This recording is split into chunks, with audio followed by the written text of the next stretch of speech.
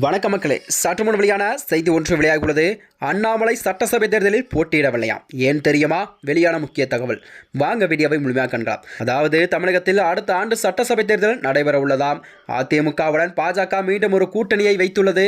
இந்நிலையில் தான் தமிழக பாஜக முன்னாள் தலைவர் அண்ணாமலை அவர்கள் அடுத்த ஆண்டு நடக்கும் சட்டசபை தேர்தலில் அவர் போட்டியிட வாய்ப்பில்லை என்று பரபரப்பான தகவல் ஒன்று வெளியாகியுள்ளதாம். தமிழகத்தில் அடுத்த ஆண்டு சட்டசபை தேர்தல் நடைபெற உள்ளது.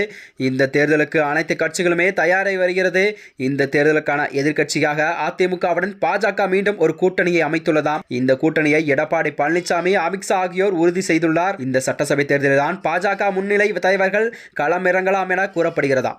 அது மட்டுமின்றி அதிமுகவுடன் தொகுதி பங்கீடு இறுதி செய்யப்பட்டு ஒதுக்கப்படும் இடங்களை எல்லாம் பொறுத்துதான் பாஜக பிரபலங்கள் களமிறங்க உள்ளதாக தகவல் ஒன்று வெளியாகியுள்ளது. இந்நிலையில் தான் அடுத்த ஆண்டு நடக்கும் சட்டசபை தேர்தலுக்கு பாஜகவின் முன்னாள் மாநில தலைவர் அண்ணாமலை அவர்கள் போட்டியிட வாய்ப்பில்லை என்ற பரபரப்பான தகவல் வெளியாகியுள்ளதாம். அண்ணாமலை அவர்கள் கடந்த 2021ஆம் ஆண்டு மாநில தலைவராக செயல்பட்டு வந்தார். கடந்த ஏப்ரல் மாதம் தான் அவர் பதவி விலகினார். அதிமுக தலைவர்களும் அண்ணாமலைக்கும் இடையே உரசல் போக்கு நீடித்து வந்துள்ளது. இதற்கிடையில் தான் சட்டசபை தேர்தலை மனதில் வைத்துக் கொண்டுதான் அதிமுக பாஜக மீண்டும் ஒரு கூட்டணியை அமைத்துள்ளதாம். அண்ணாமலை தலைவராக நீடித்தால் கூட்டணிக்குள் கண்டிப்பாக பிரச்சனை வரலாம் என்று கூறப்பட்ட நிலையில்தான் அவர் தனது பதவியை ராஜினாமா செய்தார். மாநில பாஜக தலைவர் பதவியை நைனா நாகேந்திரன் அவர்களுக்கு கொடுக்கப்பட்டது.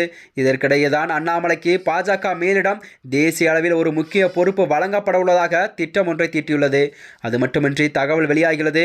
பாஜகவில் தேசிய பொதுச்செயலாளர் பொறுப்பு என்றால் அவருக்கு வழங்கப்படலாம் என்று கூறப்பட்ட நிலையில் இன்னும் இது தொடர்பான அறிவிப்பை பாஜக மேலிடம் அதிகாரப்பூர்வமாக அண்ணாமலை அவர்களுக்கு இன்னும் எந்த ஒரு செய்தியும் வழங்கப்படவில்லை என்று கூறப்படுகிறதாம். மேலும் அதாவது பாஜகவிற்கு புதிய தேசிய தலைவர் இன்னும் நியமிக்கப்படவில்லை.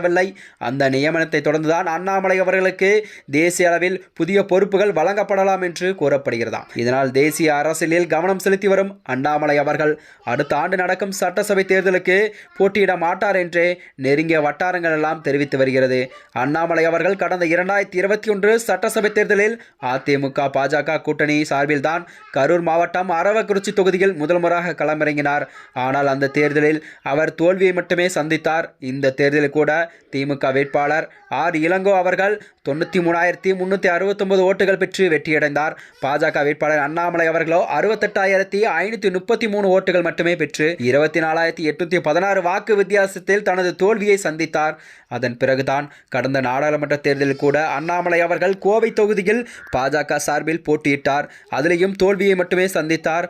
அதிமுக கூட்டணியில் பாஜக இல்லாத நிலையில்தான் இந்த தேர்தலில் திமுக வேட்பாளர் கணபதி பி ராஜ்குமார் அவர்கள் 5,62,200 ஓட்டுகள் பெற்று வெற்றியடைந்தாராம். பாஜக வேட்பாளர் அண்ணாமலை அவர்கள் 4,50,32 ஓட்டுகள் பெற்று 2ஆம் இடம் பிடித்தாராம். அண்ணாமலை இதனைத் தொடர்ந்தான் வருகின்ற 2026 சட்டமன்ற தேர்தலில் அண்ணாமலை அவர்கள் தேர்தலில் போட்டியிட அதிகம் வாய்ப்பு இருப்பதாக கருதப்படுகிறது.